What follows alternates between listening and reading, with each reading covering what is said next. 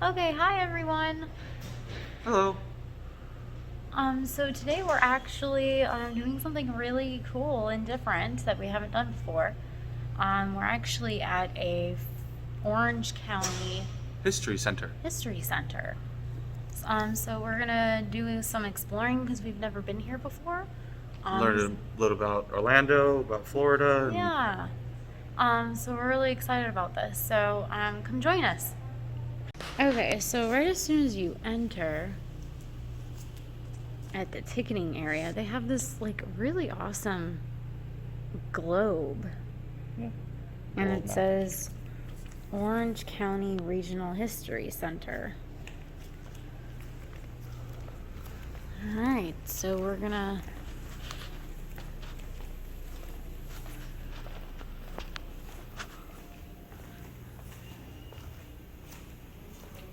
oh, this is cool. Oh, it's Roll of Honor. Oh, okay. Okay, so right before you enter the staircase after the ticket area, they have a Mercury Capsule Freedom 7. Alright, so let's... The control panel. Oh wow, look at this. Oh my goodness, this is too cool. Oh. All 7 men selected for Project Mercury was seasoned test pilots with thousands of hours flight experience. Candidates underwent difficult physical and mental tests before selection. The final 7 were selection from a pool of 508 on April 1st, 1959. From left to right, Scott Carpenter L., Gordon Cooper, John H. Glenn,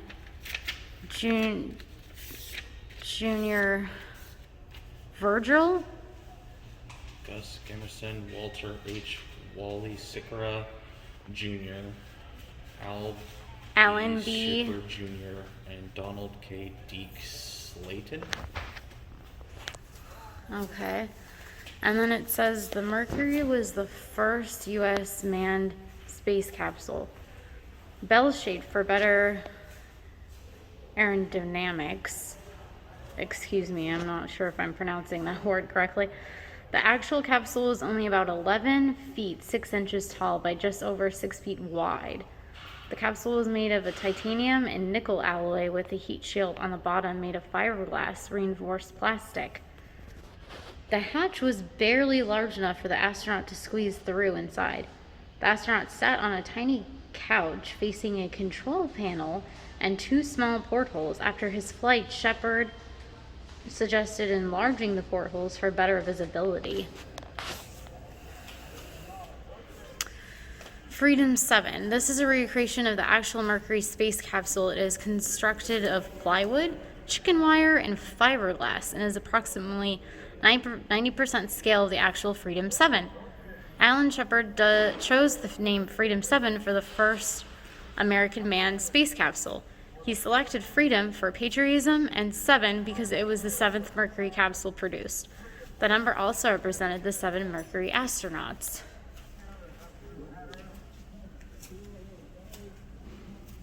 This is just a little bit of inside here.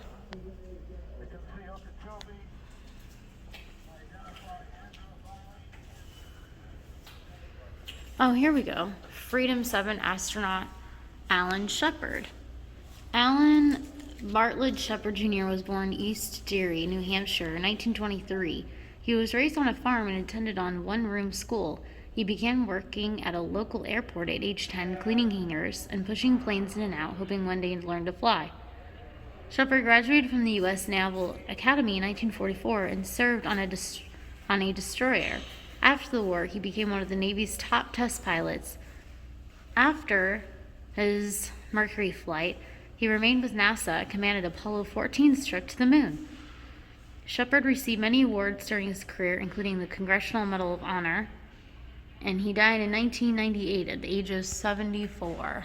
So right outside the bathroom and on the other side of the Mercury 7 mock space shuttle are these 2 polar bears. Look how big these guys are.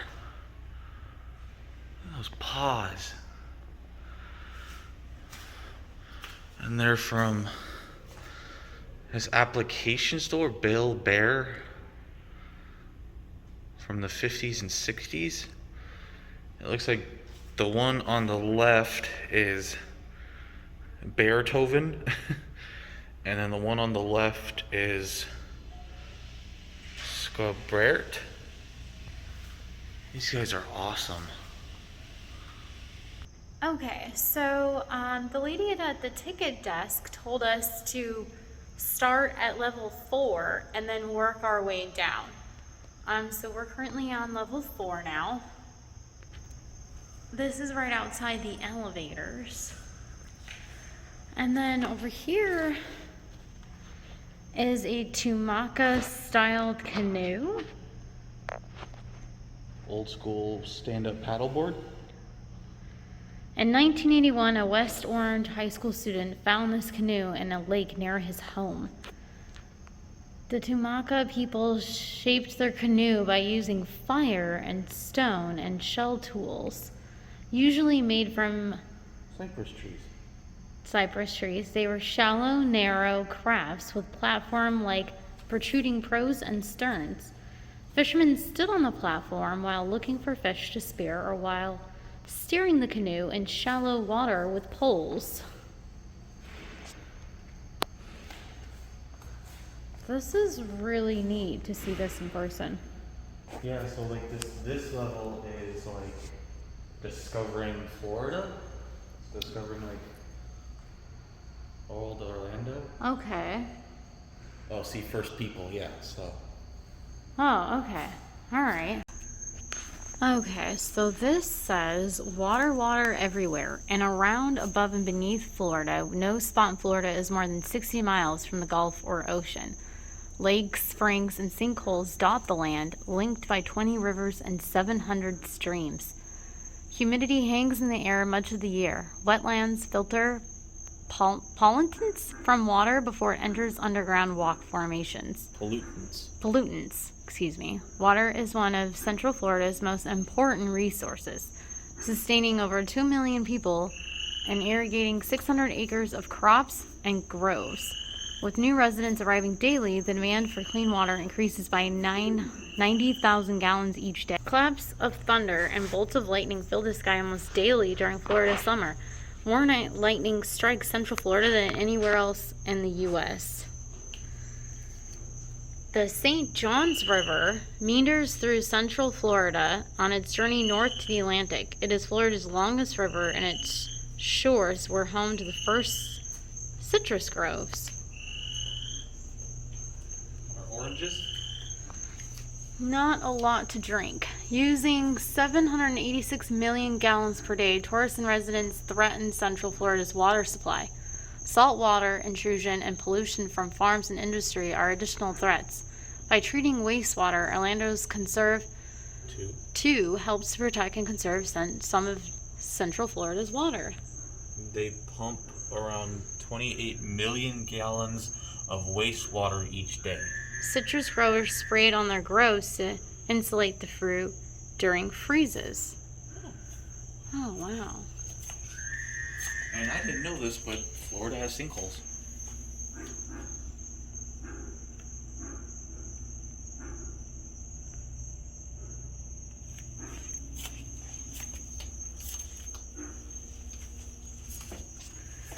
Year-round spring. Sparkling crystal clear spring water bubbles from aquifers, Yeah. sometimes through cave openings. The beauty of Florida's 320 known springs have beckoned tourists since the 1840s.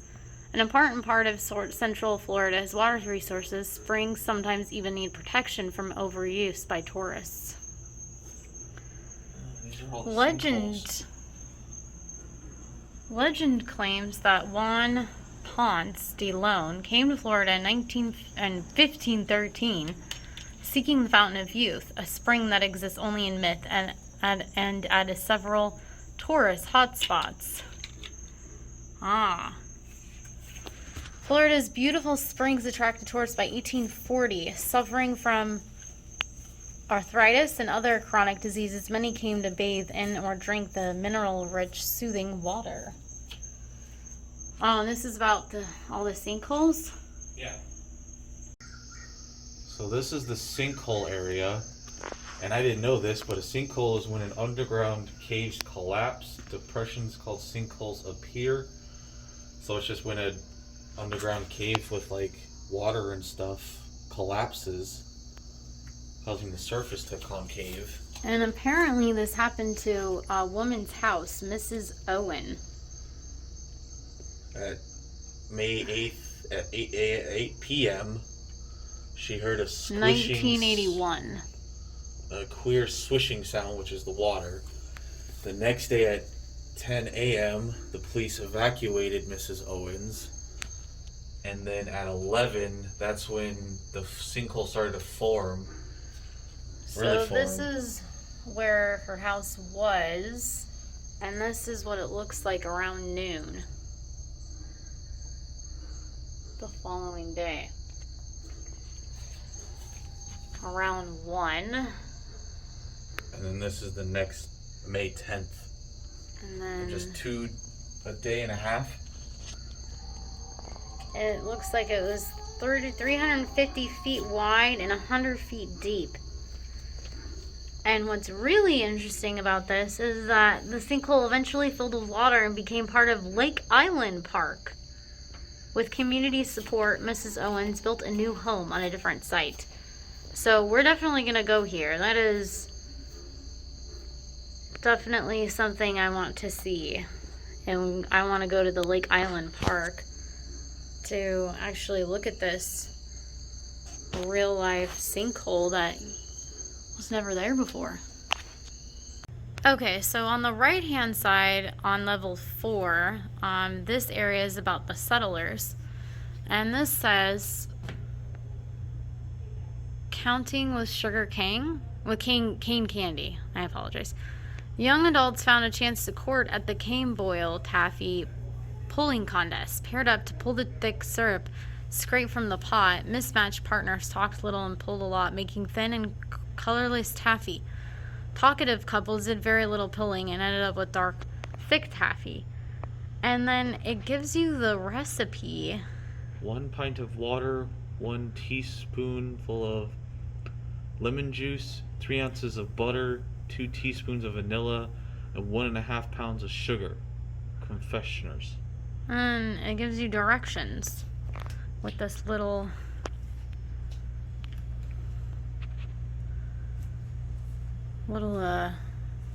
statues. And this is what the inside of their house is.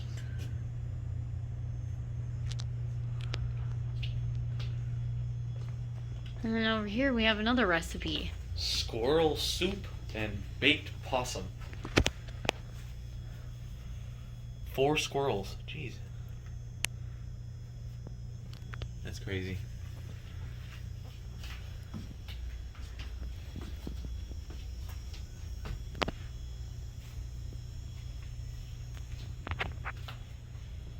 Oh, that's how they would cook stuff. It's over the fire.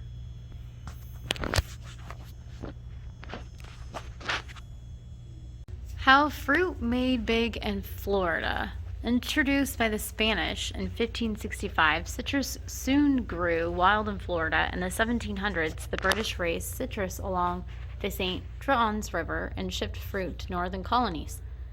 By 1870, Northerns with orange fever planted groves on the St. Johns. In the 1800s, large-scale citrus growing was impractical since much of the fruit spoiled before it got to markets. But by the 1900s, the giant citrus industry we know today was born with improved transportation, made faster, long-distance shipping possible.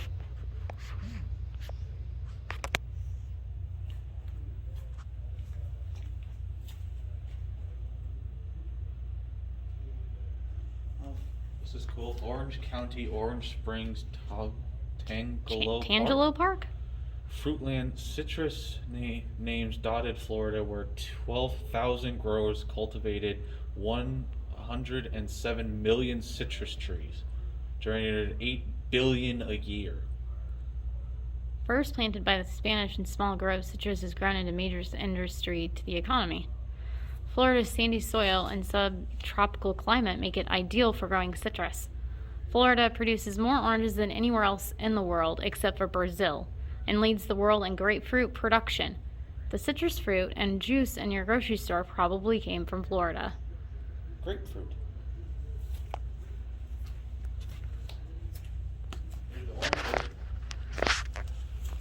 Oh, the famous orange bird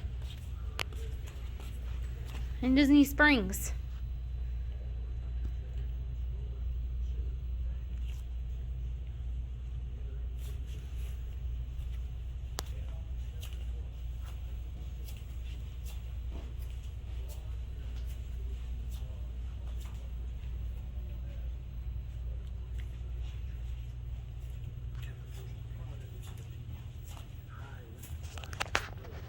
Okay, so we're on level 3 now, and the interesting part of level 3 is that this one is separated into more of like modern-ish day, like 1900s, but back in 1800s, this building was actually the courthouse for Orange County. so there's actually a courtroom area where you can see on level 3. So, yeah, and then the rest of it, building a kingdom, all aboard Port Sanford, destination Florida, sacrifice and prosperity, wild blue yonder, the day we changed.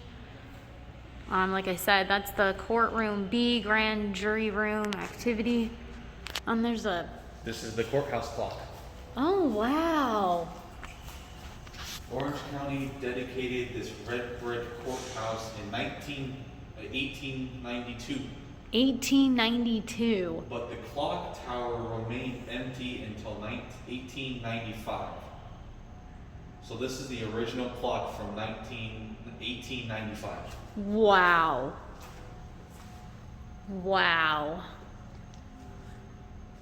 This kind of reminds me a little Back to the Future. Yes, it does. Like this, I love it. I love it. All aboard Fort Sanford. Steamboats and railroads put Central Florida on the map. Before coastal steamers penetrated Florida's interior, many Central Florida farmers could not get crops to northern markets. By the mid-late 1800s, new steamboat and railroad routes opened Central Florida, exporting crops and delivering winter tourists. First, steamboats navigated swamps and narrow rivers. By the 1880s, railroads shipped goods even faster and from towns with no river at all. Both encouraged tourism and large-scale development. Suddenly, Central Florida towns profited from celery, citrus, and cattle. And then they have like a little steamboat. It says St. John's River Line. Steamboats brim with oranges and Yankees. Train tracks.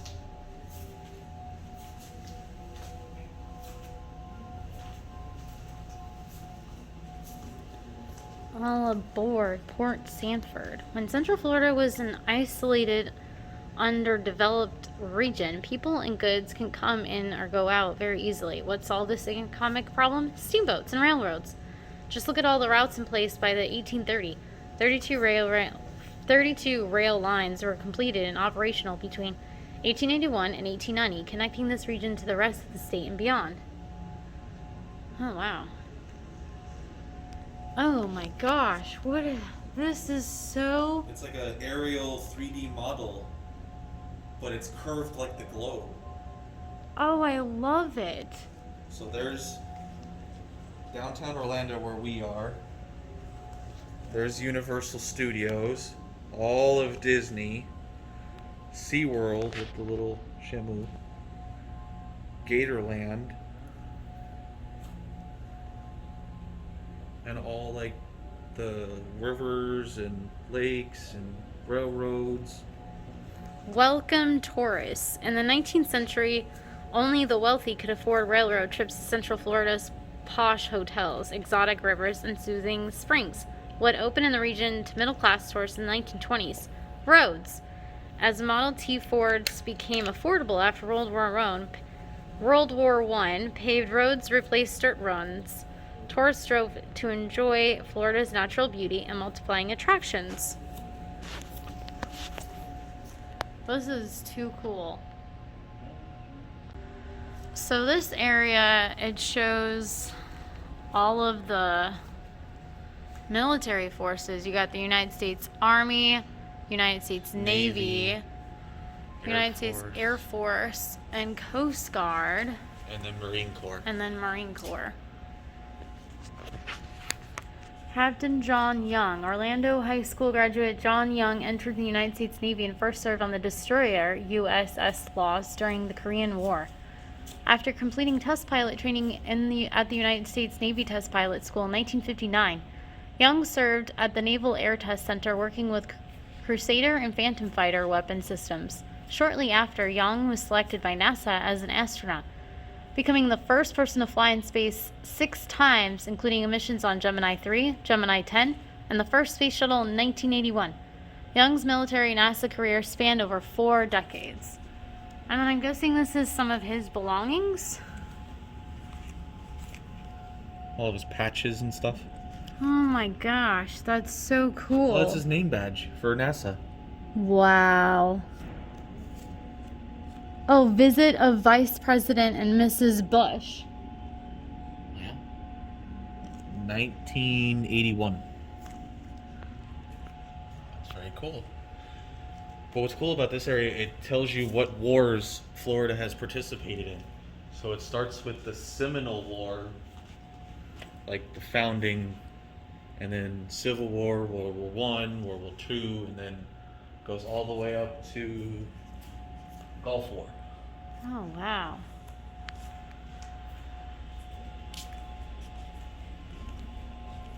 And then over here we have airplanes And the space shuttle. and space shuttle.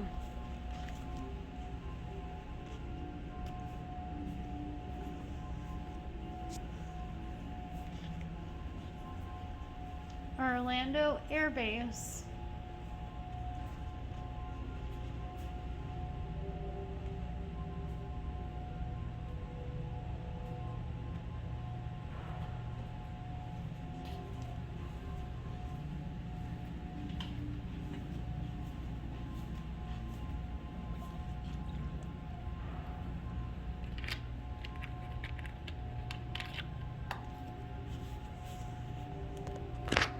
You know how we love our Disney. Now we're in the history of Disney World. Here in Florida, we have something special we never imagined at Disneyland. The blessing of size. There's enough land here to hold all the ideas and plans we can possibly imagine. Walt Disney, 1965. Comparing the land available in Florida Disney World and California's Disneyland. What a difference a day makes. Cinderella must have loaned her fairy godmother to Walt Disney World one night. For one magical stroke, he transformed the city of Orlando. The Magic Kingdom drew 20 million visitors in its first 2 years, and Orlando expanded in every direction. What had been a winter retreat town became the world's #1 tourist destination. A futuristic monorail whisked guests from themed lands to themed hotels inside the park. 5,000 people found jobs and many more found work on the outside in the new hotels, new restaurants, new shops, new homes of a new city. And that's the monorail. And there's the monorail. Oh, there's Epcot Ball. On the Contemporary Resort. Which we have actually done a tour on, and we will link that video down in the description below. This also says, topping of Cinderella's castle in 1971. After Walt Disney's death in 1966, the park was completed and opened by brother Roy, whose financial wizardry perfectly complemented Walt's creative genius. This is a ticket One complimentary admission.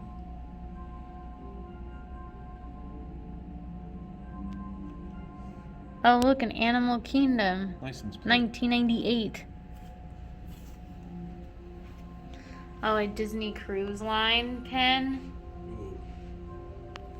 Splash Mountain mug.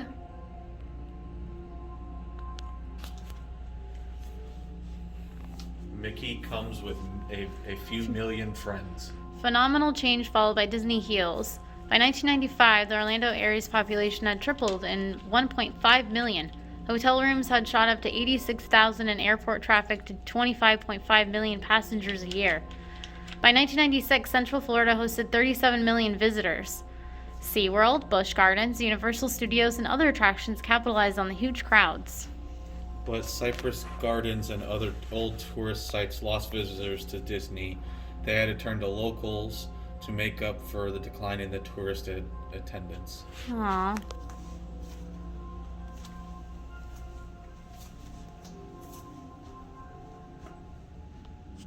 I really like this area. This is really neat.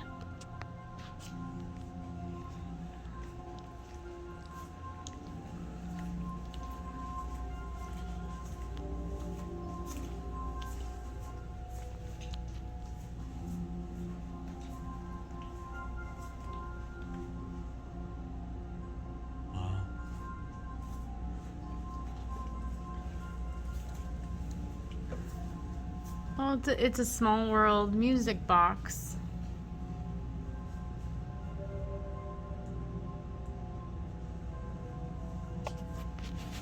Okay, hi everyone. We're home now. So, yeah, that was our little afternoon. Well, actually, early morning, early afternoon at the Orange County Regional History Center. So, I did want to read to you the little paragraph that they have that describes the location. So it says, our museum is housed in the historic 1927 Orange County Courthouse, hailed at its opening as the $1 Million Courthouse.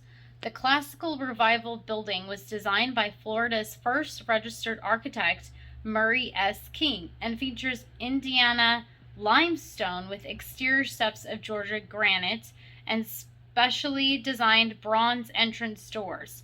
It's been the History Center home since 2000. Oh, wow. So I did want to say that we are going to be going back.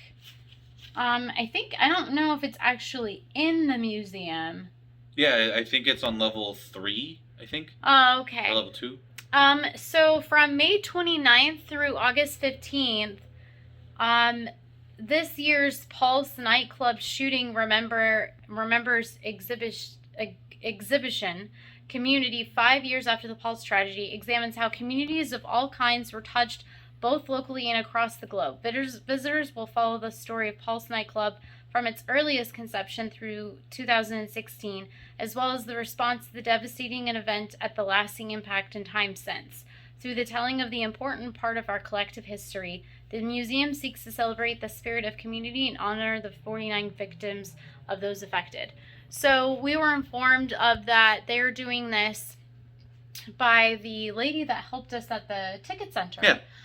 So we're definitely going to be coming back during that time as well.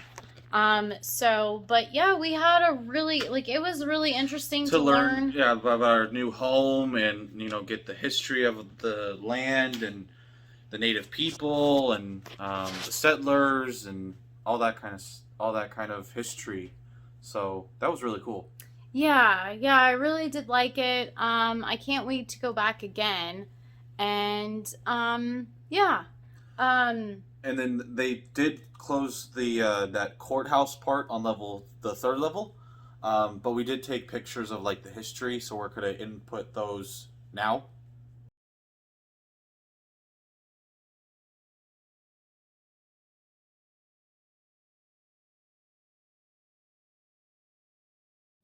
Okay, so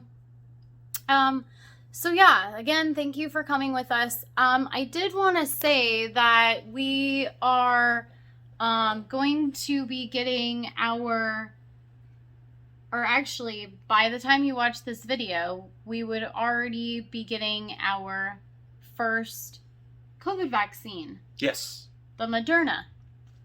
So we should already have it by the time you guys watch this video. So yeah, we're really excited about that. We're gonna be able to do it at the Publix.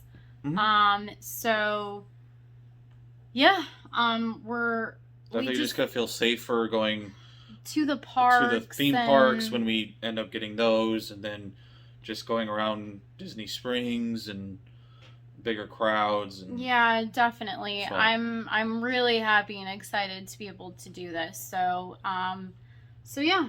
All right. So that concludes basically our day. So let's go ahead and make it legend. Wait for it.